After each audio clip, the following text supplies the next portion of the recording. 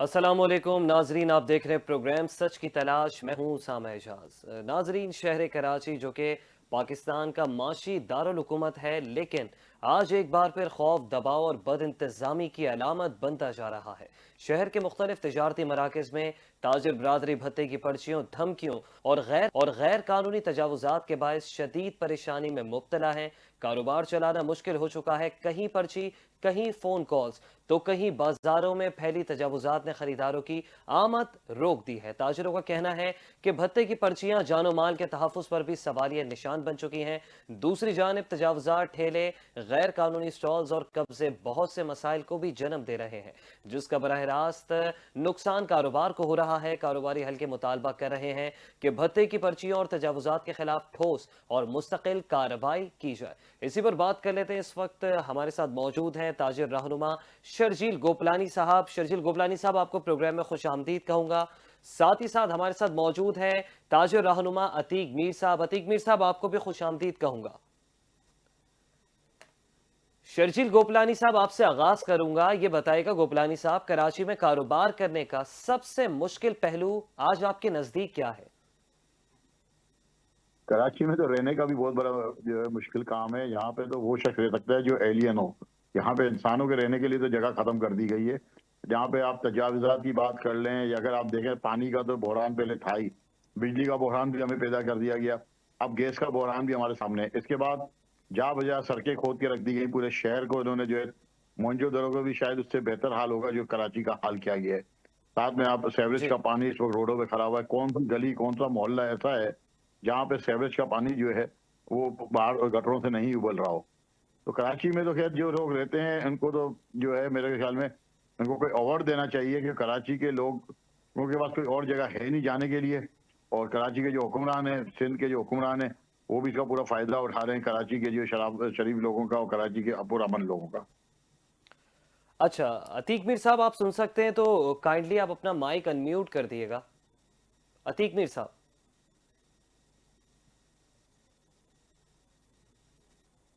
अतीक मीर साहब, आप सुन सकते हैं?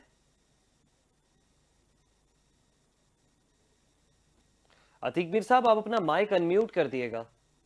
म्यूट पे से हटा दिएगा सर।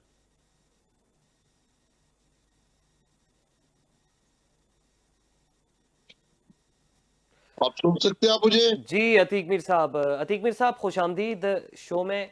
और अतीक मीर साहब, आप बताइएगा, जो सवाल मैंने गोपलानी साहब से किया, आपसे भी सबसे पहले बहुत सवाल लेना चाहूंगा। सबसे मुश्किल पहलू आपके नजदीक क्या है कराची में कारोबार करने के लिए? देखिए, अमन किसी भी हम्म। मुआशरे के लिए बुनियादी जरूरत है। जी। अगर अमन नहीं है तो शहर कभी भी तरक्की नहीं कर सकता।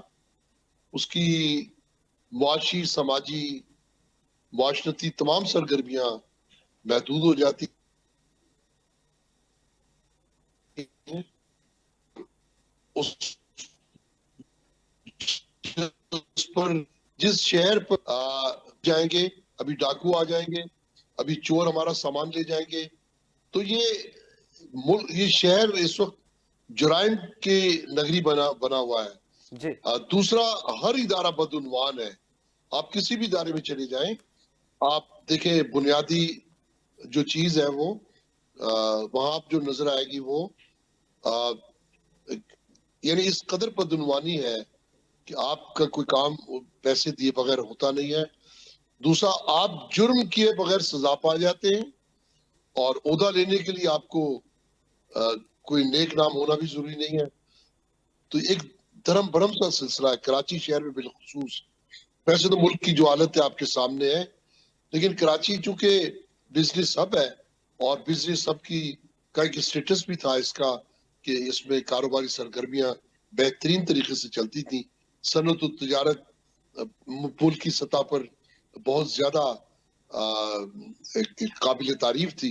जी। अब इसमें जो एंटी बिजनेस सरगर्मियां हैं, उन्होंने तिजारत का और मैशत का गला घोंट के रख दिया है। अच्छा, ये बताइएगा कि हुकूमत सिंध से किन किन मसाइल के हवाले से आप लोगों की गुफ्तगू हुई है? गुज़िश्ता दिनों आबाद का वफ़्द मिला था वज़ीर आला से, उन्होंने बेपनाह शिकायत के अंबार लगाए थे। इस तरीके से आप लोगों की भी आप लोगों का डेलीगेशन भी जाता होगा, मिलता होगा, तो आप लोग जब अपने मसाइल उनके सामने रखते हैं, तो क्या बिल्कुल, कोई हुकूमत सुनवाई सिंध ने होती है? फुर्तियाँ तो बहुत दिखाई, जी, अतीक साहब, बहुत फुर्तियाँ दिखाई हुकूमत सिंध ने। जी, जी। किस तरीके की फुर्तियाँ दिखाई मेरी सर? आवाज़ सुन पा रहे हैं आप? जी, जी, बिल्कुल सुन रहा हूँ। जी, जी। और ऐसा लगा जैसे पता नहीं रातों रात हुकूमत सिंध कौन सा ऐसा जादू का चिराग ले आएगी कि सड़कें बन जाएगी, सीवरेज ठीक हो जाएगा, इदारे बेहतर काम करेंगे, सफाई सुथराई का निजाम, यानी पानी के मसाइल हल हो जाएंगे। ये सारी बातें हुकूमत सिंध के मुख्तलिफ लोगों ने मुख्तलिफ मौके पे कही, लेकिन कहीं पर उनका अमल नजर नहीं आया, काम करते हुए नजर नहीं आए, उनकी विल नजर नहीं आई। कहीं ऐसा नहीं लगा कि शायद अब ये अपनी ही बात को निभाएंगे। ये कल की बात है, बिलावल साहब ने क्या कहा, 200 यूनिट बिजली हम जीत कर आएंगे तो यानी फराहम जी, करती, कहाँ गई 200 बिजली। अब मैं देख रहा हूँ कि कराची शहर अंधेरों में डूबा हुआ है। कोई मुखिल तो हो, ये हुकूमत का काम है। जब दो लोग, सारिफ और बिजली सप्लाई कंपनी, जब जी, आपस में उनका इस कदर तनाव बढ़ जाए कि बिल नहीं दे रहा है, कूड़े लग गए, सारा सारा दिन लोड शेडिंग है, तो फिर देखें कि सार्फिन का मसला क्या है और के इलेक्ट्रिक का क्या है। तो हुकूमतें अगर अपना वजूद रखती हैं तो फिर उन्हें मौजूद भी होना चाहिए, ठीक है, उन्हें दरमियान में आना चाहिए, उन्हें मसाइल के हल के लिए भी कोशिश होना चाहिए। सही। लेकिन ऐसा नहीं है, बदकिस्मती ठीक से। ठीक है, ठीक है। मैं आता हूँ अतीक मीर साहब आपकी जानिब। गोपलानी साहब आप बताइएगा, अब हुकूमत सिंध और कराची की इंतज़ामिया, चाहे वो मेयर हो, डिप्टी मेयर हो, केएमसी हो, टाउन्स हो, आपकी सबसे बड़ी शिकायत इन सब से क्या है? शिकायत तो मैंने आपको एक बात बताई कि यहाँ पे कौन सा काम ऐसा है, अभी अमीर साहब ने अभी जो बात कही है, कौन सा इदारा ऐसा है जो करप्शन से पाक है, कौन सा काम ऐसा है जो बगैर रिश्वत के शहर में हो जाता हो। आप देखें डबल डेकर बस में कोई 8 या 10 ला के मलिर से लेके टावर तक जो है आपको शारे फैसल चला के दिखा दी, भैया जो हम जो है इस शहर को हमने तरक्की दे दी। इस शहर में डबल डेकर बसें जो है 1970-1980 में भी चलती थी। यहाँ पे ट्राम चलती थी, ट्राम को खत्म कर दिया गया। इस शहर का कारोबार पूरी दुनिया में जो है एक नाम होता था कराची के कारोबार का। कराची की बिल्डिंग जो है वो अब अभी बैंक प्लाजा देखने के लिए बाहर से लोग आते थे कि भाई ये किस तरीके से बिल्डिंग इन्होंने बनाई है। हम्म, तामीरात का शोबे में एक मैकडोनल्ड लेटेड कॉर्पोरेशन जैसी कंपनीज, एमएलसी जैसी कंपनीज यहाँ मौजूद थी। एसएनडी सिल्वर टाउन जैसे प्रोजेक्ट्स बनते थे यहाँ पे। तमाम चीजों को एक बिल्कुल प्री प्लानिंग के साथ इस शहर में जो है इन्होंने खत्म कर दिया। कारोबार के हालात आज ये हैं कि कारोबार जो करने वाला शख्स है आज उसकी औलाद इस शहर में रहने को तैयार नहीं है। आज आप देखें कि 66,000 लोगों ने एक साल के अंदर दुबई में रेसिडेंसी वीजा लिया है और वहां पे जाके अपनी कंपनीज रजिस्टर्ड कराएंगे। ये 66,000 जो लोग हैं पाकिस्तानी, उनमें जो है 85% जो है वो उनका ताल्लुक कराची से है। आज आप देख लें जो दुबई का तामीराती शोबा है, अगर आप 90 से पहले की दहाई में देख लें, मुराद अली शाह के जो वालिद साहब बताए उनका नाम था सैयद अब्दुल्ला शाह। जी, इन्होंने 380 बिल्डर्स के ऊपर 92-94 के अंदर इन्होंने एफआईआर काटी थी। ये वही बिल्डर थे जो चैपल, रूफी बिल्डर्स, इसके बाद आपका मेमन बिल्डर्स, अबू बकर शेखानी साहब, इन्होंने जाके दुबई को आबाद किया। इमारत तो वहां पहले भी मौजूद था, लेकिन आपको यहाँ की कंस्ट्रक्शन की फील्ड को देखें, उनको चलाने वाले पाकिस्तानी बिल्डर्स हैं। उन्होंने दुबई को जो है कहां से कहां पहुंचा दिया। अगर आज आप बात करते हैं इंडस्ट्री की, आज आप दुबई में जाके कंपनी खोलें, आपको वन विंडो ऑपरेशन 6 घंटे के अंदर तमाम किस्म की एनओसी आपको मिल जाएंगी बगैर किसी रिश्वत को खर्च किए हुए। और जो खर्चा आप यहाँ पे खर्च करते हैं पाकिस्तान में एक इंडस्ट्री लगाने के लिए, उससे आधे में वो काम हो जाता है। आप वहाँ पे प्रॉपर्टी खरीदें और जाके बैंक को प्रॉपर्टी रखवाएं, 2% के ऊपर आपको वहाँ पे लोन मिल जाती है। और वो जो है इस्लामी लोग मुदारबा के जरिए आप अपनी जी। इंडस्ट्री लगाएं और कारोबार करें। यहाँ अच्छा, पे तो आज आप देख गोपलानी लें। साहब, आप आपकी आपकी सारी बातों को मैं सेकंड करूंगा, लेकिन ये भी तो बताइएगा ना कि ताजिर बरादरियां हैं, अब तो मुख्तलिफ ताजिर बरादरियां, जब हम छोटे होते थे इस शहर में शायद एक दो ही ताजिर बरादरियां होती होंगी उस टाइम पे। अब हम देखते हैं कि नए नए नामों से ताजिर बरादरियों का भी जो है वो मुतारिफ करवाई जा रही हैं। कोई किसी एजेंडे पर है, कोई किसी एजेंडे पर है। जब आप सब ही एक पेज पर, एक प्लेटफॉर्म पर मुत्तहद मुनज़्ज़म नहीं होंगे, तो फिर कैसे मसाइल हल होंगे, हुकूमत कैसे सुनेगी? क्योंकि हड़तालें बातें होती हैं शहर कराची में ताजिर बरादरी की जानिब से। एक ताजिर बरादरी कहती है कि सब खोल दो, एक ताजिर बरादरी कहती है कि नहीं, सब ना खोलो, बंद रखो। तो आप लोग भी तो कहीं ना कहीं तकसीम है ना? देखिए बात यह है, जब आपके आबादी बढ़ती है तो कहीं ना कहीं आपका इत्तेफाक राय होना जरूरी नहीं है, इख्तिलाफ जी। राय भी होता है, इसमें जी। कोई दो राय नहीं है। लेकिन अगर आप देखें पूरे पाकिस्तान में तमाम डिस्ट्रिक्ट की सतह पे चैम्बर ऑफ कॉमर्स बने, जी। लेकिन कराची के साथ पिछले 20 साल से 2003 से एप्लीकेशंस पड़ी हुई हैं कराची के डिस्ट्रिक्ट चैम्बर्स की, वो बनने नहीं दी जा रही। अगर 7 चैम्बर्स बन चुके होते, कराची के तमाम डिस्ट्रिक्ट के चैम्बर्स मौजूद होते, तो किसी ताजिर की जरूरत नहीं थी, क्योंकि सबसे बड़ा मेन प्लेटफॉर्म होता है वो chamber of commerce and industry होता है। इसके बाद जी। Federation of Pakistan Chamber of commerce and Industry इस मुल्क में भी मौजूद है। लाहौर को, पंजाब को तो डिस्ट्रिक्ट चैम्बर का हक दिया जाता है, लेकिन कराची को नहीं दिया जाता। और अलमिया ये कि जो अशराफिया कराची चैम्बर को चला रही है, वही जाके रुकावटें डालती है आपकी नेशनल असेंबली की स्टैंडिंग कमेटी में भी, जी। सेनेट की स्टैंडिंग कमेटी में भी, और फिर जाके इस्लामाबाद हाई कोर्ट में इनको पटिशन डाल के कराची में चैम्बर्स को रोकने की कोशिश की जाती है। हड़ताल हल नहीं है, हल है आपका स्मूथली कारोबार करना, हल ठीक है है। यहाँ पे माहौल कारोबार का प्रोवाइड करना। जी। यहाँ पे जो है फैसिलिटेशन आपको जो है वो डाकू को, चोर को, लैंड ग्रैबर को तो दी जाती है, लेकिन ताजिरों के साथ आज देखें इंक्रोचमेंट के नाम पे पूरी पूरी मार्केटें सील कर दी जाती है। लेकिन जो ठेले पठारे जो लगाने वाले हैं उनके ऊपर कोई भी उंगली उठाने वाला नहीं है। जो बेनिफिशरीज हैं, जो इस शहर के का अमन तबाह करते हैं, उनको कोई पकड़ने वाला नहीं। बुगलानी जो साहब, कौन कौन सबसे है बड़ा उनके जो पीछे? है कौन है क्रिमिनल जो उनके पकड़ा पीछे? गया आप है 78। आपके पास प्लेटफॉर्म है, आप बता सकते हैं कौन है उनके पीछे? देखें आप कह रहे हैं ना कि दुकानें सील हो जाती हैं, ठेले पथारे जो है देखें वो वैसे ही विराजमान हैं। आप देखें इस पर जो स्टेट है वही है ना जिम्मेदार। मैं ठीक और है। आप तो जिम्मेदार नहीं है।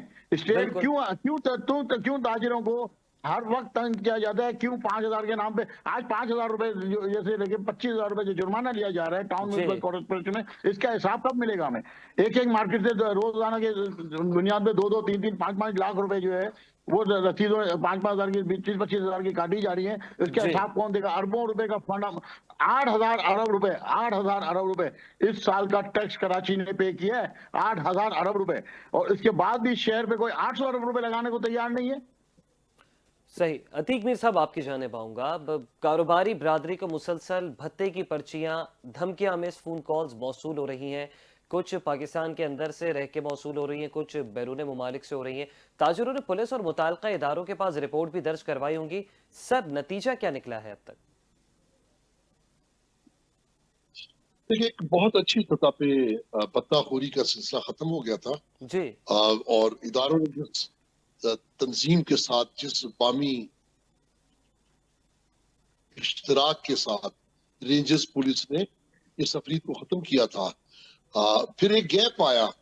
पत्ताखोरों ने फिर एक वक्फा दिया, और फिर जब उन्होंने देखा कि कराची शहर अमन अमान की सूरत हाल खराब तर है, जी। तो फिर उन्होंने दोबारा एक नए तरीके से ऑनलाइन भत्ते का सिलसिला शुरू किया। जी। जी। कॉल बैरून मुल्क से करते हैं, और ऑनलाइन यहाँ से लोग उनको पैसे ट्रांसफर करते हैं। जी। तो इसमें इदारों पर कुछ, तो खास तौर पे पुलिस पर लोगों को भरोसा है नहीं। कोई जाता भी नहीं है। जी। सोचते हैं कि चले, अगर 10 लाख किसी ने मांगे हैं, तो अगर 25-50 हजार में मामला टल जाता है, तो लोग उसको अपनी जान नुमाल का सदका देके अदा कर देते हैं। उससे ये हुआ कि जब आप दरिंदे के मुंह को खून लग जाता है, तो फिर वो ज्यादा शिद्दत के साथ वार करता है। तो फिर कितने ग्रुप आ गए इस काम के अंदर। और अब जाके कहीं रेंजर्स ने एक सीरियस इकदाम किए हैं। अब दोबारा से स्ट्रेटेजी बनाई है। कुछ लोग पकड़े भी गए हैं, कुछ लोगों को मारा भी गया है। और मैं नहीं समझता कि ये इस पे काबू पाने में अब कोई मुश्किल होगी। जब काम शुरू हो गया तो इंशाल्लाह उसकी रुकावट भी होगी। लेकिन जब तक इसको सीरियस नहीं लिया, ना हुकूमत सिंध ने, ना पुलिस ने, ना रेंजर्स ने, ना किसी और इदारे ने, तो ये बढ़ता चला गया। ये एक जख्म की तरह है। आप इलाज नहीं करवाएंगे, मरहम जी। नहीं रखेंगे, तो यकीनन वो नासूर की तरफ जाएगा। तो इसी तरह भत्ताखोरी है, ये पूरे निजाम को दरम परम करता है। ये सिलसिला, जिसको कॉल आती है वो एक शख्स होता है, लेकिन उसका हरासमेंट पूरी मार्केट देखती है, बिल्कुल और ऐसा फिर ही। उसके बाद पूरी मार्केट सहम जाती है। तो बेहतर भी खबरें आ रही हैं कि इस पर काम हो रहा है और रेंजर्स ने बहुत अच्छा काम किया भी है। सही। गोपलानी साहब, आपसे भी जानना चाहूँगा, ये जो भत्ताखोरी है, इसकी वजह से कारोबार पर माहाना, सालाना कितना माली दबाव पड़ता है? क्योंकि कारोबार में सबसे ज़्यादा ज़रूरी है ज़हनी सुकून। जब भत्ते की पर्ची एक दुकान पर आएगी, तो उससे तो पूरी मार्केट डिस्टर्ब हो जाएगी और मार्केट के अतराफ में और मौजूद जो मार्केट्स होंगी, जैसे हम बात कर लेते हैं तारिक रोड की मार्केट की या सदर की या हैदरी मार्केट की, सबसे बड़ी मार्केट्स यही हैं। तो इससे कितना जो है वो एक दबाव पड़ता है एक इंसान के जहन पर, एक कारोबारी जो बिरादरी है उसके जहन के ऊपर? देखिए बात ये है, कोई भी अगर थ्रेट कॉल आती है तो हर शख्स की जो है पूरी लाइफ डिस्टर्ब हो जाती है। हम्म। बिजनेस से तो वो आउट हो ही जाता है। आज भी आप देखें, कराची शहर जो है सुबह 9 बजे खुलने वाला, 8 बजे खुलने वाला शहर होता था। आज जो जी 12 बजे के बाद जो कारोबार शुरू होना है, इसकी सबसे बड़ी वजह ये है कि ओल्ड सिटी एरिया में सुबह 8 बजे और 9 बजे आके बाकायदा किडनैपिंग्स होती थी। और जी किडनैपर जो है वो दुकानों से उठा के ले जाते थे ताजिरों को। उसके बाद से जो है वो दोपहर के टाइम पे कारोबार खुलना शुरू हुआ।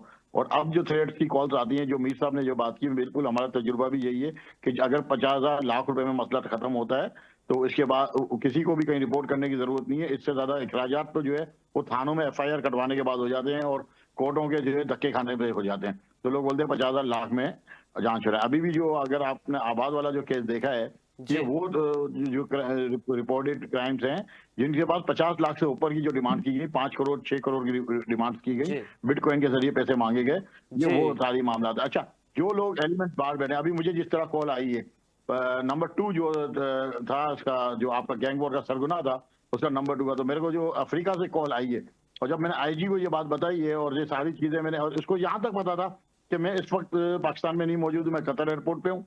उनके पास मेरी पूरी तो इंफॉर्मेशन थी गोपलानी साहब, और ये उन्होंने जो मुझे ये थ्रेट दिए। गैंग वॉर का ही तसलसल इसको कहेंगे? जिस तरीके से गैंग वॉर के टाइम पे जो है वो एक वेव आई थी भत्ताखोरी की, तो ये वही वेव है जो वक्तन फवक्तन थम जाती है लेकिन खत्म मुकम्मल तौर पर नहीं हो पाती? भाई बिल्कुल वही है, उसी के लोग हैं। मैंने जब IG को बताया तो IG ने बोला यार वो आपको एक धमकियां देता है, आप 4 धमकियां दें। तो यहाँ पे सीरियसनेस कहीं भी नजर नहीं आती पुलिस की, ना वो सीरियस होना तैयार है, क्योंकि इसमें बेनिफिशियरी पुलिस भी है। जो महाना, अगर आप देखें, वसीउल्लाह लाखों का लास्ट जो आपका सोशल मीडिया पे इसका इंटरव्यू आया है, उसका जी कहना यह है कि मेरे को 3-4 लाख रुपए महाना कराची से मिलता है। मैं नहीं कहता हूँ 3-4 लाख, उसको 30 से 40 लाख रुपए महाना बड़ी आसानी से पिछले चंद सालों से वो कराची से वसीला लाखों को मिल रहा है। फिर इसके बाद समझ काठियावाड़ी वाला ग्रुप अलग है। इसके बाद अगर आप देख लें तो अहमद मक्सी वाला जो ग्रुप है वो भी मौजूद है। जी अच्छा, फिर सबसे बड़ी बात ये है कि सबको पता है, तमाम इदारों को पता है कि कौन कहाँ पे बैठा हुआ है। उनकी फोन कॉल भी ट्रेस हुई है, उनके पास वो नंबर भी मौजूद है।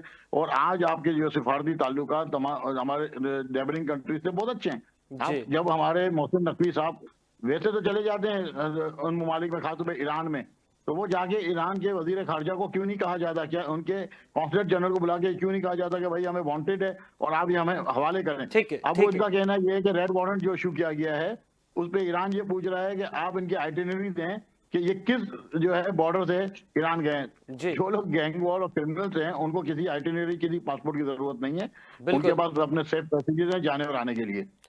सही। अतीक मीर साहब, आपकी जानिब आऊँगा। जिस नेक्सस का जिक्र किया गोपलानी साहब ने, ये नेक्सस वाकई जो है लोगों को खासा सता रहा है, तंग कर रहा है, प्रेशराइज कर रहा है। जब नेक्सस के बारे में पता है तो फिर इसके ऊपर हमारी पुलिस एक्शन क्यों नहीं लेती? आबाद ने शिकायत की, आगे जाके तो वज़ीर आला ने कहा, आबाद से उन्होंने शिकवा किया आबाद से कि एक तो वो लोग वैसे ही इतने परेशानी के शिकार हैं, इतनी प्रॉब्लम्स क्रिएट हुई हुई है, लाखों करोड़ों रुपए उनसे भत्ता मांगा जा रहा है। वज़ीर आला कह रहे हैं कि आप मुझसे शिकायत करते हैं, आपने आगे जाके क्यों बोला? तो सर, इस तरीके से क्या मसाइल हल हो सकते हैं?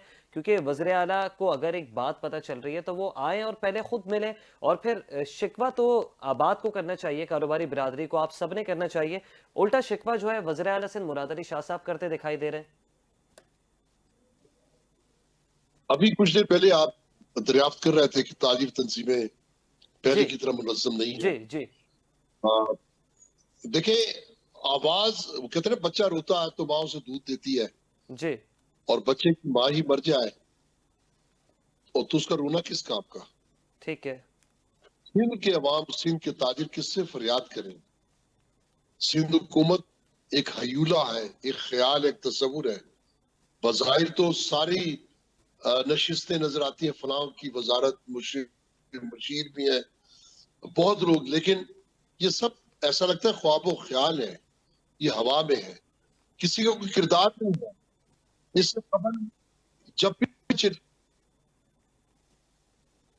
हुकूमत ने रिस्पॉन्स दिया, सुना, ये कैसे लोग हैं जिनके बारे में मैं समझता हूं कि कितना भी शोर बचा लें, कितना भी चिल्लाएं, एहतजाज करें, हड़तालें करें, ये सुनने वाले लोग नहीं है, ये कानों से बहरे हैं, आंखों से अंधे हैं।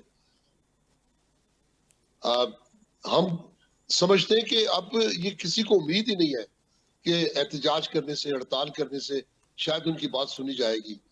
पहले हम आर्मी चीफ को पुकारते थे, हम जी। चीफ जस्टिस ऑफ पाकिस्तान को पुकारते थे, हम्म। अब हम उन्हें भी नहीं पुकारते। इतनी ज्यादा एक ये सोच में, उम्मीद में कमी है। लोग इतना ज्यादा मायूस हो चुके हैं कि वो समझते हैं कि अल्लाह को पुकारने के सिवा कोई रास्ता नहीं है। तो यही सबब है कि आप देखें, जैसे आपने आबाद का जिक्र किया, इतनी शिद्दत के साथ सनतकारों और खुसूसन ये जितने भी बिल्डर्स हैं, इन पर ये भत्ता उन्होंने वार किया। कभी इतनी बड़ी तादाद में, इतनी ये करोड़ों की तादाद में भत्ते इस मुल्क से कभी नहीं गए। वो जब भत्ताखोरी का एक बड़ा सिलसिला था, तो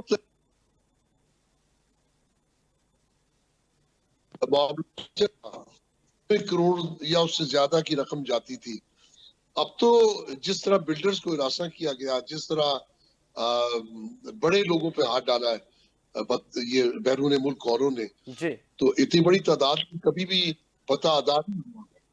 तो चलिए, पैसा तो जाता ही है, उम्मीद जी। खत्म हो जाती है। अच्छा, अतीक मीर साहब, हालिया दिनों में आपने भी देखा होगा कि लोग चले जाते हैं, अतीक मीर साहब, यहाँ मैं आपको लोग इंटरप्ट बोल करूंगा। के चले हालिया दिनों जाते में हैं। आपने देखा होगा कि शहजाद अकबर साहब जो पीटीआई की गवर्नमेंट में एक बड़े ओहदे पर थे, मुशीर दाखिला, और साथ ही साथ आदिल फारूक राजा, जिनको सजाएं हुई हैं, तो उनको पाकिस्तान लाने के लिए बरतानवी हुकाम से राब्ता भी हुआ है। और मोहसिन नकवी साहब, जो कि एक बड़े ओहदे पर है, इंटीरियर मिनिस्टर हैं पाकिस्तान के, वो वहाँ गए हैं और उन्होंने जाके जो है उन्हें दस्तावेजात भी फराहम किए हैं। तो ये जो नेक्सस इस शहर में काम कर रहे हैं, चाहे वो आया वसीउल्लाह लाखो ग्रुप हो, या फिर चॉकलेटी ग्रुप हो, या फिर कोई XYZ अहमद अली मक्सी ग्रुप हो, इनको लाने के लिए भी तो ऐसे इकदाम होने चाहिए ना। जिस तरीके से मुल्क दुश्मनों को लाने के लिए, मुल्क के खिलाफ जिन्होंने हर्जा सराई की है या जिन्होंने 9 मई किया है, उनको लाने के लिए जब दस्तावेजात फराहम किए जा रहे हैं, बरतानवी जो हुकाम है उनसे, वहाँ की हुकूमत से रब्ता किया जा रहा है, तो फिर ये तो गल्फ कंट्रीज में ही मौजूद है ना, ये तो ज्यादा दूर भी नहीं है, इनको तो बासानी यहाँ पे ला सकते हैं, या इंटरेस्ट नहीं है?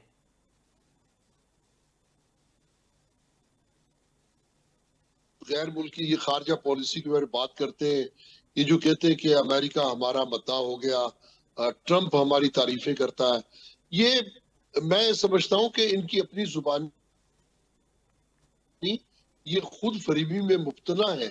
ये कि अहमद बख्शी को नहीं ला सकते, ये किसी छोटे से छोटे मुजरिम को आज तक ये दूसरे मुल्क से कितनी भी कोशिशें कर लें, इन्हें नहीं, उन्हें इनकी कोई सुनवाई नहीं है। हाँ, अपने यहाँ चाहे तो आफिया सिद्दीकी को ले जाए, चाहे तो जिसको चाहे ले जाए, इन्हें अगर पैसा दिखाया जाए अपने लोग ये दे देते हैं।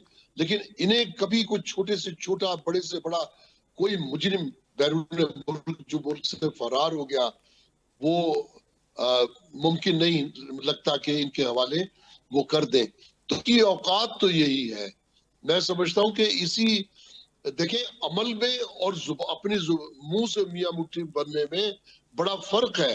इनकी कोई औकात नहीं है, कोई सुनवाई नहीं है, कोई इज्जत नहीं है, कोई अहमियत नहीं है बैनुल अक़वामी तौर पर। इस वक्त देखिए, हमारा आस पड़ोस के लोगों से उनमें हमारी कोई अहमियत नहीं है। अफगानिस्तान फिर किसी सतह पर है, ईरान की फिर कोई अहमियत है, टर्की का एक मैं समझता हूँ कि क्लास है उसकी अपनी, अब हर लिहाज से वो तरक्की याफ्ता है। जी। लेकिन हमारा मुल्क देख लो, सारी दुनिया ने हतफ तनकीद बनाया हुआ है जी। इनके बारे में जो बातें दुनिया भर में होती हैं, आप तबसरे सुन सकते हैं दीगर मुल्कों के टेलीविजन का क्या अखबारात में खबरें आती हैं, इनकी मैशियत देखें, इनकी सियासत देखें, जी इनकी माशरत देखें, इनकी तिजारत देखें। मैं समझता हूँ कि पाकिस्तान इस वक्त एक डिस्टर्ब है बिल्कुल, जी जैसे लाइब्रेरी का सारे रैक कोई पलट दे और किताबें आपस में गड़बड़ हो जाए। इस तरह पाकिस्तान का पूरा सिस्टम गड़बड़ है। ठीक है मीर साहब। कराची एक बदतरीन एक उसका एक नमूना है ठीक ठीक इस बात का। तो आप देख लें कि कौन सी कल सीधी है। मुझे आप बता दें कि कोई एक शोबा इस मुल्क में काबिल तारीफ हो, किसी एक शोबे की बात करें आप, किसी एक वजारत की तारीफ करके देखें कि वो काबिल तारीफ है।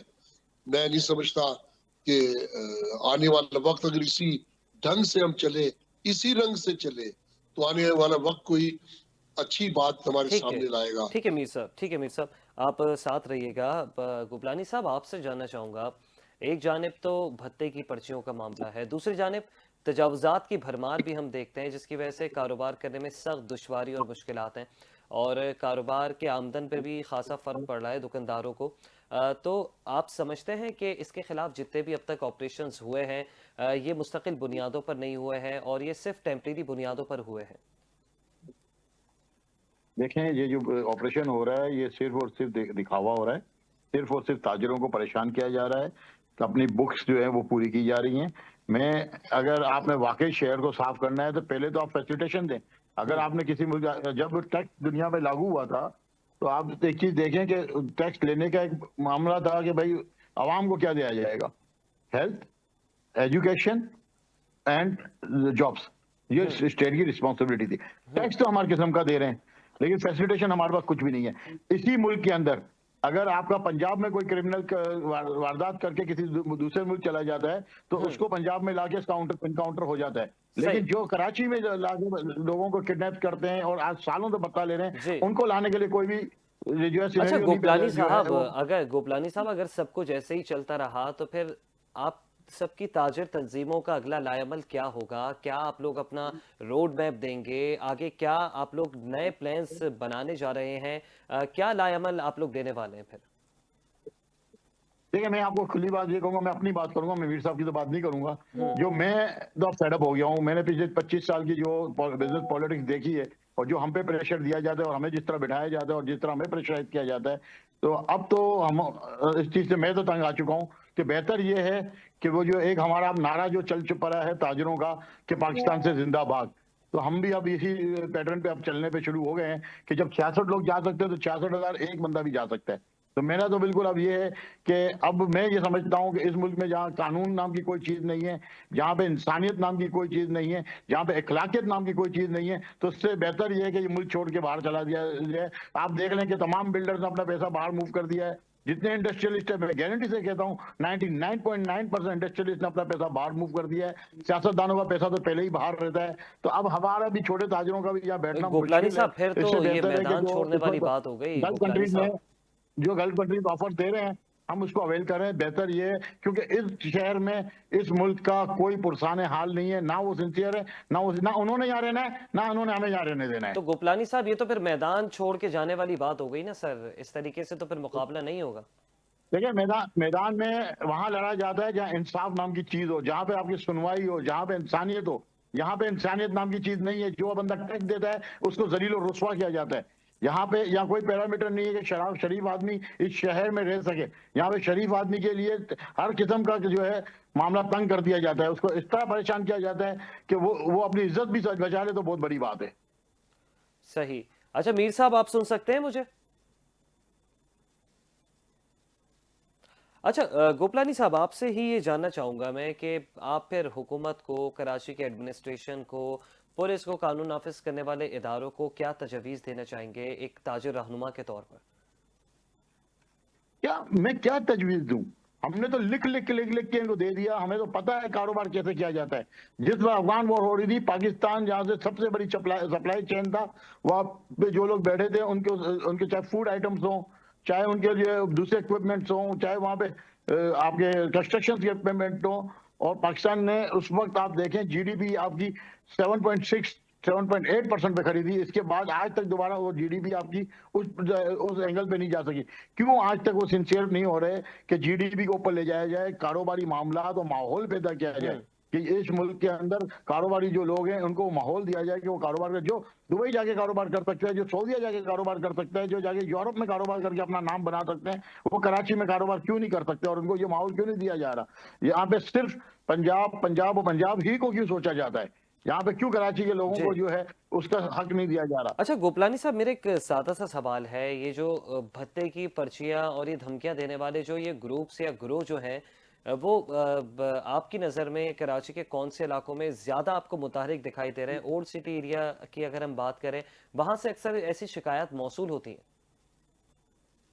देखें, इस वक्त कराची का कोई भी जिला ऐसा नहीं है जहां पे इनकी असर रसूख ना हो और इनका पावर ना हो। अगर आप देखें इस वक्त सबसे ज्यादा केस फबाटी, नकाटी, New Karachi, Federal B Area, Central, Korangi, Malir, Kemari, हर जगह पे ये केसेस रिपोर्टेड हुए हैं। और इस वक्त कोरंगी इंडस्ट्रियल एरिया में भी भत्ते की पर्चियां पहुंची हैं। तो इस वक्त कोई शहर का ऐसा मकाम नहीं है जहां इनका नेटवर्क मौजूद ना हो। तो तो इसलिए गोपलानी साहब, आप ये बात नहीं कर सकते। ये और जो इनका वाकयात हैं, ये जो ऑर्गेनाइज क्राइम है, इसको क्या वाकई ग्रुप की सूरत में अंजाम दिया जा रहा है, या फिर कोई इनफरादी अनासिर भी इसमें शामिल है जो इनफरादी तौर पे इस शहर में रहते हुए ही ये घटिया फेल जो है वो अंजाम दे रहा है? देखें, इसमें बड़े बड़े नामवर लोग इनके साथ शामिल हैं। अगर आज आज आपके दुश्मन मुझे एक फिल्म बनाई है, अगर उसको आप सिंसियरली सही तरीके से देखें और उसका मवाज ना करें तो उसमें ज्यादातर बातें सच हैं, उसमें कोई बात झूठ नहीं है। हमें पता था रहमान डकैत का तरीका वारदात क्या था, बाबू डकैत का हमें पता है कि तरीका वारदात क्या था, अरशद बाबू का हमें पता है कि तरीका ठीक है। वारदात क्या था। उजैर जान बलोच जो आज 70 केसों से बाइज्जत बरी हो चुका है, ठीक है। ठीक है। तो इस तरीके से हमें पता है कि इनके बेनिफिशियरी सियासतदान हैं, सबको पता है। ठीक है। एक ठीक पॉलिटिकल है। पार्टी नहीं, तमाम पॉलिटिकल पार्टी जो है इसकी बेनिफिशियरीज हैं। ये क्रिमिनल्स को शेल्टर देने में तमाम पॉलिटिकल ठीक पार्टी है। का हाथ है। ठीक है। ठीक है। बहुत बहुत शुक्रिया शर्जील गोपलानी साहब, आपने प्रोग्राम के लिए वक्त निकाला। बहुत शुक्रिया अतीक मीर साहब, आपने प्रोग्राम में अपना तज़किया दिया। नाज़रीन, कराची के ताजिर खौफ, दबाव, तजावुज़ात के बीच कारोबार बचाने की जंग में इन दिनों लड़ रहे हैं। सवाल यह है, क्या कानून हरका या भत्ते की पर्चे यूं ही कराची वालों का खून चूसती रहेंगी? फैसला पुलिस, सिंध हुकूमत और कराची की इंतजामिया के हाथ में, क्योंकि कराची चलेगा तो ही पाकिस्तान चलेगा। अपना बहुत ख्याल रखिएगा। अल्लाह निगहबान।